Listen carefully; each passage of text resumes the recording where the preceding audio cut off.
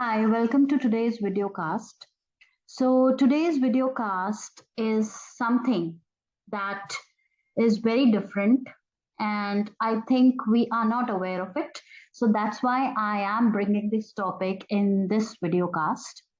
So, the title for today's video cast is Three Signs.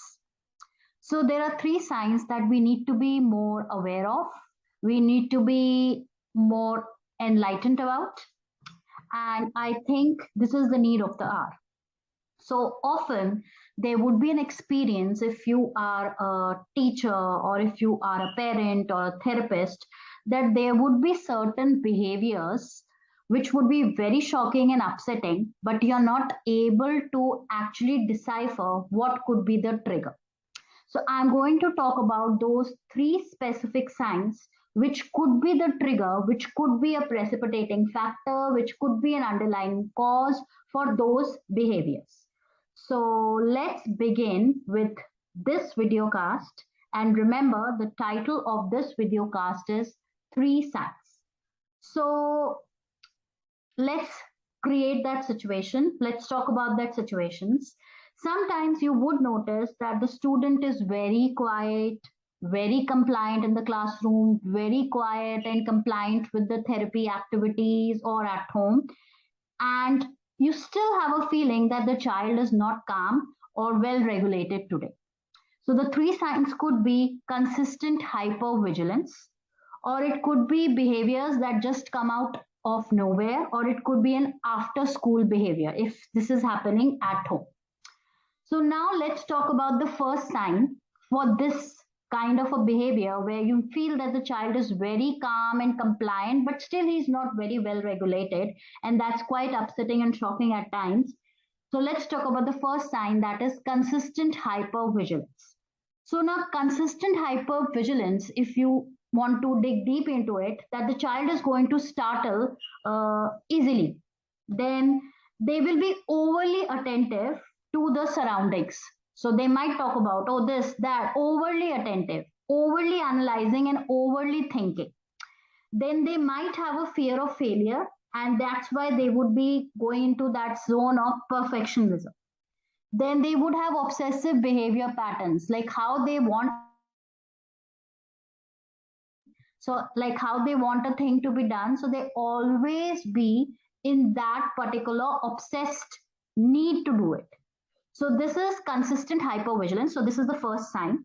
Then I talked about what could be a precipitating factor. So the second sign is, and I clearly labeled it, that behaviors that come out of nowhere. So you're not totally prepared for these behaviors and you don't even know what happened suddenly.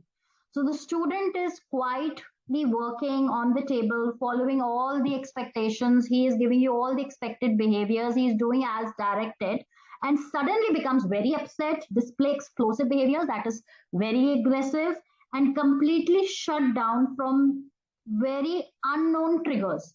So you don't even know what the trigger is. And the child was calm 1 minute and suddenly goes into an explosive mode. So now this is the behavior that comes out of nowhere. So this was the second sign. Now the third sign, after school behaviors, and I have personally seen these because when like therapy sessions, it's very easily visible, but we need to dig deeper into this. So after school behaviors is everything appears fine at school. The child had blast at school, super enjoyed school, and but at home the parent is reporting, or even at the therapy session you can see the child is excessively exhausted. The child would be having frequent meltdowns, screaming, yelling, moodiness would be there. There could be total withdrawal. They would not even like to do the things they really enjoy doing after school. And they could be exacerbated sensory sensitivities. That time, even you switch on the TV or you give them something which again they would enjoy, they would be showing, giving you signs and gestures that they are not ready. So these are the three signs which are very, very commonly seen, but we often forget. So I thought you need to have awareness about consistent hypervigilance, behaviors that come out of nowhere, and obviously the after school behaviors. And I've talked about what could be the leading cause and precipitating factors for this. So that's how it is for today's video cast. This is a very, very to the point video cast. And just learn more about this. And we would talk about this, more about this very, very soon as well. So thank you for listening and watching this video cast. See you again. Bye.